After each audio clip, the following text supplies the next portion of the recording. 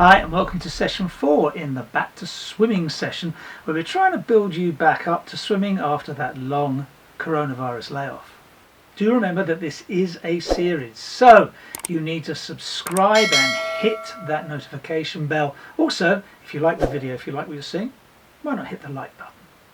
In the main set today, we're working on distance at steady pace. It's different distances.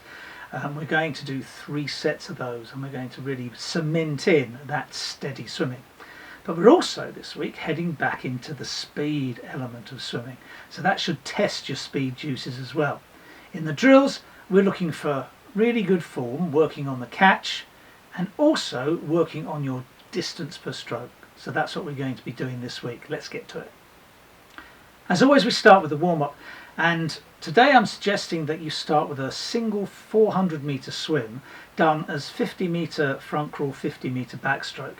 Now when you're doing backstroke, you really want to stretch down the pool, reach for the catch and drive it through. And try and keep your hips really close to the surface.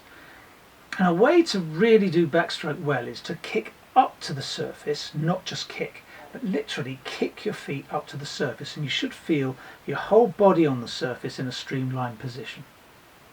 After the warm-up, we're putting on fins, and we're going to do 4 50s on 115.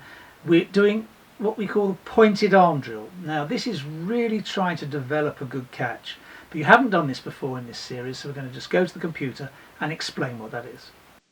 Now to do the pointed arm drill, you push off from the end, you get yourself into a position where one arm is leading and you're on your side. Well, notice he's just taken a breath, his head's going to go back in the water into the normal front crawl position. Now notice that is looking forward and down, and he's going to lower his forearm and fingers so they point to the bottom of the pool but leave his elbow where it was.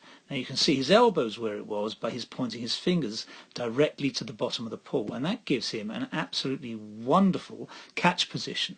And if you notice, look how far ahead of his body effectively that catch position is. It's hugely in front of the body, so he's maximizing his stroke length. What he's going to do from there is just extend the hand again to the surface, take another breath and go down the whole length on that one side. He'll come back the other side. Now we have 2 more swimmers both doing the drill well. You can see the girl closest to us takes a breath and then gets into that position. Again, she's looking forward and down, and her arm is pretty well extended in front of her head. She has dropped her elbow a touch, but she still has that lovely catch position ahead of her body.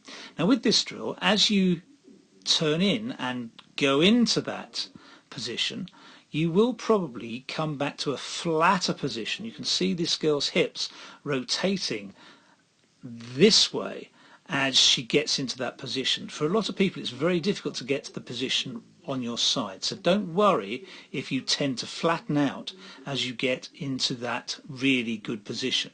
If we just have a look at the other swimmer, we'll see both of them have an excellent position once they get into it, and it's a really good catch position too. Next, we're keeping our fins on and doing 9 50s on 105 in sets of 3. The first 3 are single arm breathing to the non-stroking side. Remember, we did this last week, so this is trying to re-cement that drill in our minds. Remember, it's stretch, breathe, turn back, grab the water, drive through. Okay, if you want to refresh your memory on that, have a look at last week's session. I'll just put that up here. Secondly, we're doing single arm with pull buoy. Now this is a key drill for rotation and also really getting that catch well. So we've seen it above water. I'm going to demonstrate it now with some swimmers below the water so you can really get an idea of how this is done well. So we're looking at single arm with pull buoy from the underwater position. One of the most important things you can do with this drill is to stretch your arm down the pool.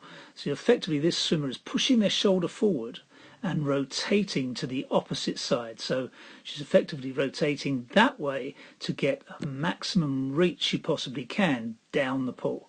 And to do that, she's actually stretching her shoulder down the pool. Let's take a look.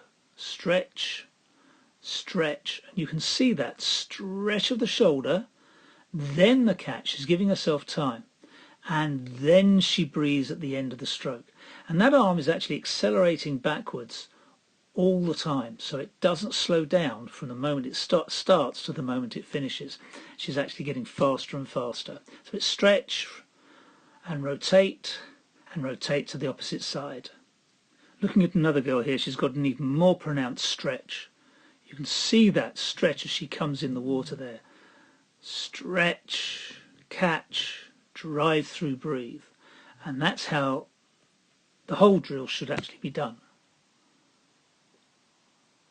And finally, we're doing 350s finger drag. Remember, this is where we're trying to have a really relaxed arm coming through all the way in line with your shoulder. Now, you might be out there, but we still want a relaxed arm coming through. If you're not quite as high elbow as I am, then just really drive forward and get into that position. Yeah, but really relax the lower arm so you're not stressing yourself out as you pull it forward. You can actually, if you try that, you can feel the difference in musculature between one action and the other. And that's what we're trying to cement in your muscle memory, that difference. Okay, so fins off. We're now onto the main set. And the main set are a swim of 3 distances done 3 times. We're doing a 100, a 150 and a 200. My suggested times are 2 minutes, 3 minutes and 4 minutes. And what we're trying to do is we're trying to do every single swim at a steady pace. Now if you can, do this at your triathlon race pace. Pacing is hugely important in any kind of swimming, let alone in triathlon. But in triathlon it's an absolute must. That's your be-all and end-all. To know the pace you're swimming and to be able to maintain that pace for a given distance. This is a key set that you should be practicing as any kind of swimmer, but particularly as a triathlete. Now we're going to have some fun. We're going to get back to some real speed. We're going to do 4 times 1 length swims, that's 25 metre, as we're in a 25 metre pool, where you're going to do half a length, absolute maximum speed you possibly can, then half a length, easy swimming to the end of the length. Now all that's done on 45 seconds, so that should be fairly easy, but we want an absolute max speed for that half length. It's eyeballs out, arms going, 10 to the dozen. I really want to see a maximum effort for that 12.5 metre swim. Remember, you've got to push off. So you're not actually doing 12.5 metres, you might be doing 7.5 metres, but really make a maximum effort, then take it all down, swim to the end. After that, we just have a swim down. Now I'm suggesting 150 metres, which I've allowed 3 minutes for. I've done that because I reckon this whole session is going to take 55 minutes, 45 seconds of actual swimming if you stick to my timings. So, if you have a little extra time, you might be able to do a little extra swim down. But that is 2,650 metres of swimming in this particular session. So well done. Next week will be a different session. See you then.